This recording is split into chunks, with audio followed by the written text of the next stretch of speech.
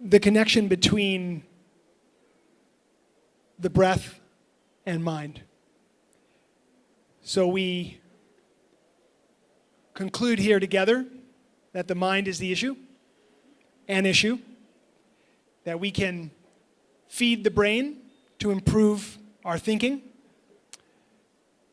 The mind seems to be at the root of dis-ease or ease. The breath, as we've learned in yoga, as we're taught from all the masters, has an integral role in our own personal transformation from dark to light or from dis-ease to ease. Sadhvi, could you speak about that? Sure, yeah. The breath is really a bridge. But a flowing, rather, you could say a river maybe, a flowing, moving bridge river, connecting the spirit and the physical. As we breathe, we're literally connecting with the universe. So in our inhalations, we're taking in the universe. In our exhalations, we're giving out into the universe. And so on a very, very deep level, the breath is that which connects us. We know there's an intangible spirit that flows through us. But the breath is really the tangible aspect of that. That on a constant basis, we are in communication, in connection with the universe. Taking, giving, taking, giving, taking, giving. And so on that level, how we feel about taking at all, how we feel about letting go at all, plays in very physically with our breath, which is where, for example, types of breath work, whether it's something like pranayama or whether it's actual breath work practices, get so deep into the psyche. It's not just an exchange of oxygen and carbon dioxide, but it's actually an exchange of consciousness. And all of that which we hold on to, all of our thoughts, all of our beliefs, all of our patterns of self, of world, of love, of fear, manifest in breath. If you watch your breath, if you really watch your breath, what most of us will find is either the inhalation or the exhalation comes more naturally for us. And the other one requires a little bit more attention and intention. Again, not good, not bad, not right, not wrong, simply interesting. Where is it that my consciousness is interacting? As Bruce spoke so beautifully about the interaction of belief, spirit, and immune system. Well, the breath could be sort of the medium through that. There's no issue in my lungs. It's not that my lungs don't know how to inhale or exhale. It's not that my diaphragm doesn't know how to go up or go down or contract or release. What is it then that makes such a deep exhalation so hard? What is it that makes the inhalation, the deep one, so hard? Why do we take in so shallowly?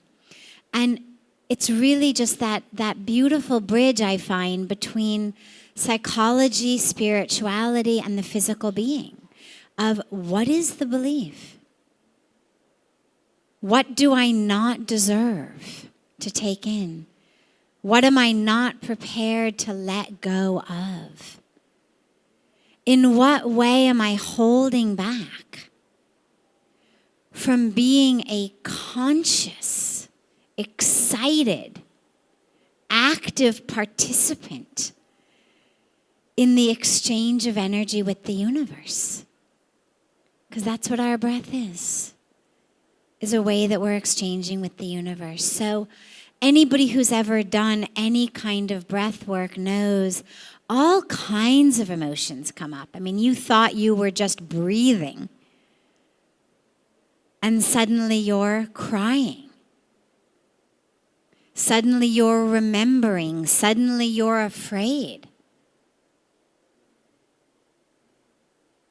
And that's what the breath connects us. And this is where work on the breath is such a beautiful tool to access, to see, to understand, and then to heal our relationships with ourselves and our patterns of belief regarding our relationship with the world. What do we deserve to take in? How much and for how long? What are we permitted to let go of? Is there a universe that will hold us if we exhale? If I let go of this one, how do I know there'll be another one? And all of that which leads us into these patterns that keep us so stuck, both physically, because of course, on a very, very physical level, if you're not breathing properly, you're not going to be healthy. Our cells need oxygen. So if I have a pattern of belief that is interacting with my breath, that's going to be the equation through which, the pathway through which that belief impacts my physical body. Deprive cells of oxygen, they're not going to flourish, they're not going to blossom. So how can we, through yoga, through working with the breath, through working with the body, because of course it's not just the breath, it's the muscles of our body. How, working with that which feels so physical, can we get at that which is actually so deeply spiritual and psychological?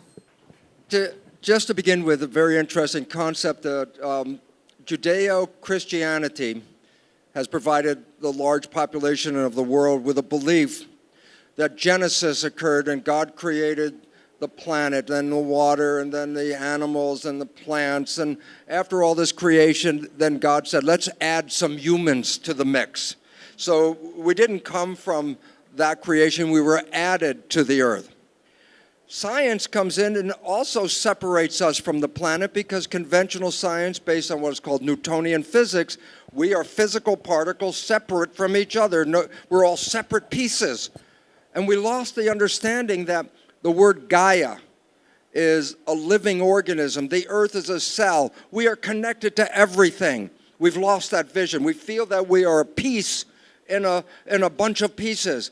And as I said, are we going to be safe or are we going to be afraid in this? And I said, then we want to protect ourselves. And if you understand the breathing of most people, it's very shallow. It's right up here. Why?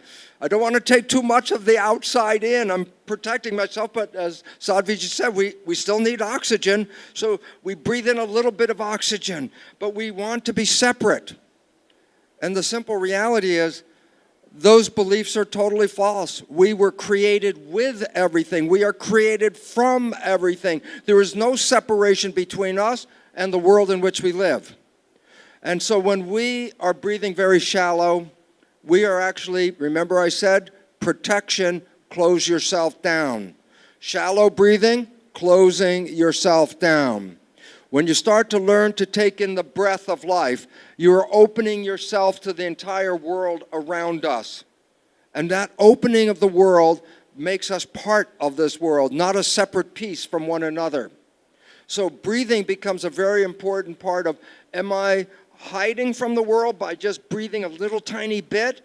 Or can I take in this breath and become part of this oneness that we are? Your separation is where all the problems of life come from.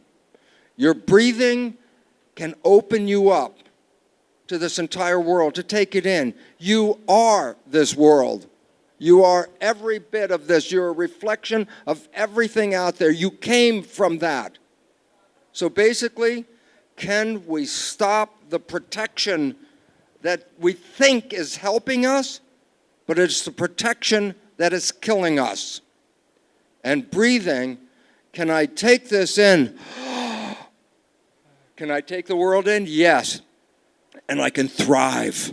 And so when we start to let go of that protection, the breathing will start to go from shallow chest to abdominal, because I'm taking in the world with every breath. I'm taking in the energy of the world with every breath. And that is what makes us whole. You have shallow breathing, you have fear, all of a sudden you cannot be whole anymore. And so we come here to learn to take power back. And oh my God, closing word, yoga.